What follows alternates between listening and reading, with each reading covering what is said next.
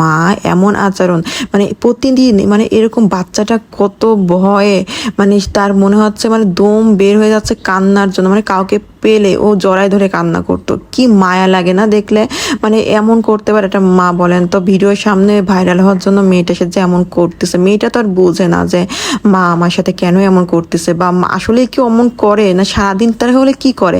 আমাদের 15 সেকেন্ডের একটা ভিডিওর ভিতর যদি 1 মিনিট একটা ভিডিওর ভিতর যদি মেয়েটার সাথে এমন আচরণ করে, না জানি 24 ঘন্টার ভিতরে মেয়েটার সাথে আবার কেমন আচরণ করে, মানে দেখলে ভিতরটা কিন্তু ভীষণ খারাপ লাগতেছে। আমার কথা হলো সুন্দরভাবে ভিডিও করলেও কিন্তু মানুষ সেটা পছন্দ করে। বাচ্চাটার সাথে আদর দিয়ে ভিডিও করুক, সেটার ভিতরে তো সৌন্দর্য থাকবে, তাই না?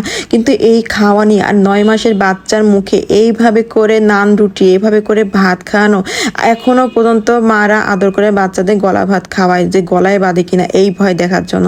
আর সে ওরকম দলা দলা খাবার নিয়ে মেয়েটাকে শক্ত করে বসা